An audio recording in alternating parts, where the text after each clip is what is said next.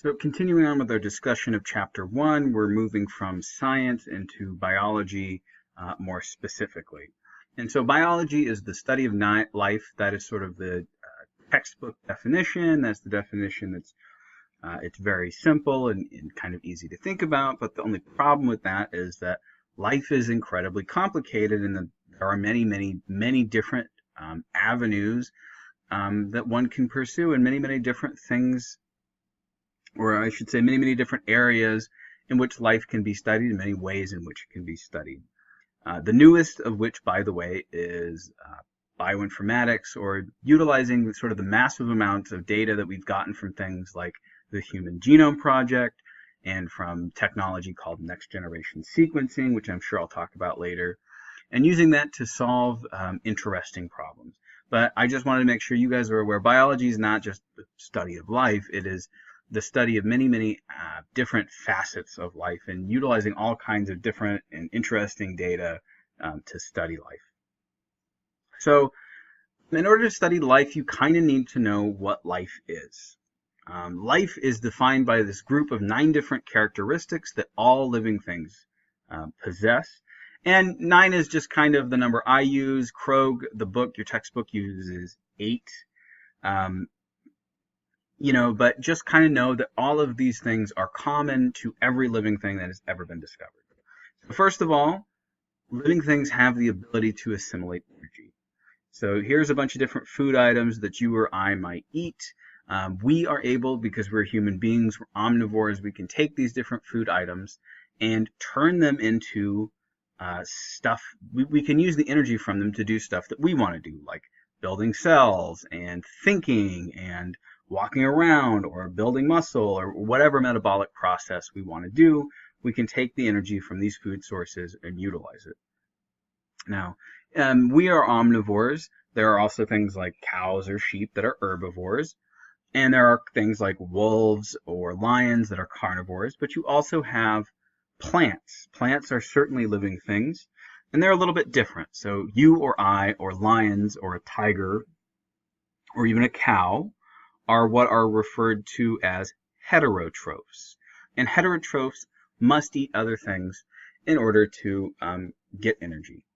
Most of the stuff on here, all of the stuff on here actually, is plant matter. So these things are actually able to take energy from the sun, which we're going to talk about. But they're able to take energy from the sun and turn it into these useful sugars. Living things are also able to respond to their environment. And this is true of all living things. Everything from bacteria to archaea to plants, animals, all living things are able to respond to their environment in some way. And so I just put this little picture of a plant. It's getting a light on one side, and you can see it's bending toward the source of the light. It's responding to its environment. Third characteristic is that they're able to maintain a relatively constant internal environment. They're able to maintain homeostasis. If something happens internally, they're able to compensate for it and keep their internal conditions pretty much the same. And that's very important if you think about an organism's ability to stay alive. If it's having these rapid shifts in internal environment, it's not going to be around for long. It's not going to be able to utilize enzymes. It's not going to be able to do much, and it's going to die if it's not able to maintain homeostasis. The fourth characteristic is that they reproduce. And here is a little picture of sexual reproduction. That's the most common form. It's not the most common form, but that's the one that we're all used to seeing. Egg fertilizes sperm, creating a zygote, which turns into an embryo, which turns into a baby.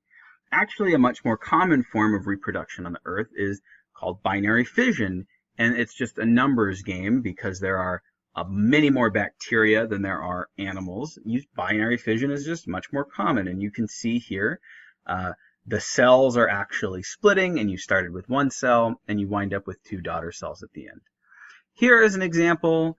You have these parthenogenic lizards whereby the daughters are actually all clones of the mother, which is a super cool way A super cool way of undergoing reproduction. But I just wanted to show you there's more than one way to reproduce beyond just sexual reproduction. The fifth characteristic is that all life has DNA, and this DNA is storing information for you. And we're going to go into detail about this later on in the semester, what DNA actually does. We'll talk about the structure of it, why you have it, why you need it. But we have this DNA that is inherited from our parents, or from our progenitor bacteria, or from the lizard that we parthenogenically spawned from, whatever it is. The point of this is we have DNA, it allows us to function, and we got it from somewhere. The sixth characteristic of life that all living things share is that we are all composed of cells. Some things are single cellular, some things are multicellular, but it doesn't matter. At the end of the day, all living things are composed of cells. The seventh thing is that all living things evolved from other living things. And I put this picture up here to actually kind of make fun of it, because this is not how the process of evolution works. For one thing, it is not a linear process. You don't sort of, this implies that there is progression here, and there isn't. This is not human beings. This is not humanity's final form or something like that. The other thing that I think is funny about this is that it implies that chimps turned directly into something else, and human beings sort of got more and more upright, and that's not really how it happened at all. And we'll get into that when we get to our evolution section. But the seventh characteristic of life is that all living things have evolved, or all living things have evolved from something else.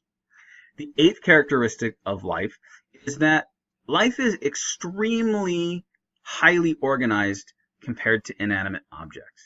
Life is extremely highly organized and extremely complicated. So you can think of it as organization or complication, however you want to think of it. But a single cellular organism is incredibly complex to the world compared to the world around it. And a single cellular organism is incredibly complex compared to the rocks and soil, or even compared to a computer. These things are very, very massively complex and very massively highly organized.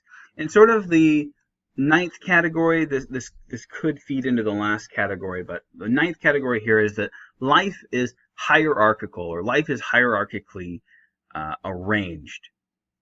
And so life is organized in this hierarchical manner, ranging in increasing complexity from atoms to molecules to organelles to cells to tissues to organs to organ systems, and organ systems make up organisms, organisms make up populations, populations make up communities, communities make up ecosystems, and ecosystems make up the biosphere. I'm going to show some pictures in a second so we can look at this a bit closer. So here, on the smallest level really that we think of in biology, is the atom.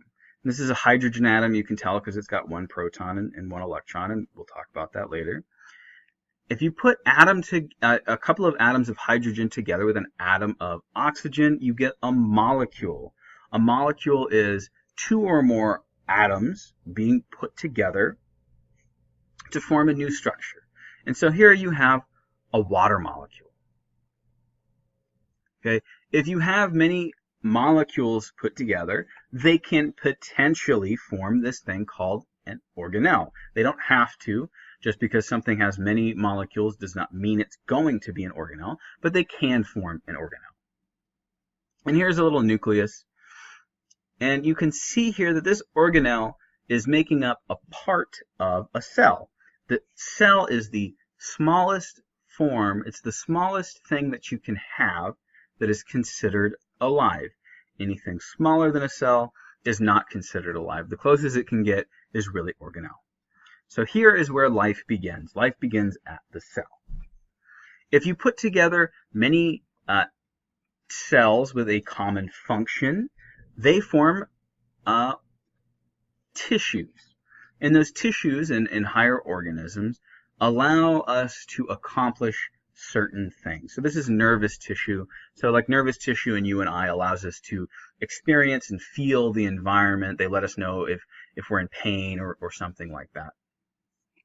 If you put together many tissues, you can wind up with an organ like the brain. The brain is an organ that is comprised of nervous tissue. If you take, you can take the brain and you can put it together with the different systems that comprise the nervous system, and you get an organ system. So organ systems are things, like it says here, like the nervous system, that are really allowing your brain to function and communicate with the rest of your body. Several organ systems together can they can make up an organism. Organism is kind of an obvious one. You and I are individual organisms. The sea lion here in this picture is an organism. If you put many organisms together, they form a population. This is a little population of sea lions. So many organisms together form a population. If you take different populations and you put those different populations together, you get a community. A community is a group of different species all living together in the same region. If you consider the community, or if you consider several communities along with their abiotic environment, you wind up with an ecosystem. So inside an ecosystem, there are several communities, as well as their abiotic, as well as their non-living environment. If you take all of the ecosystems together, those form the biosphere. And it says Earth in parentheses, but really what the biosphere is anywhere where life can potentially live. And that is a lot of places on Earth, but it's certainly not everywhere. But yeah, so there are many ecosystems within the biosphere. So here are all your characteristics of living things. Those are the 9 of them. I'd like you to kind of have an idea about what these are, a little bit about what they mean, and also understand that each of them is possessed within every single living thing that's ever lived.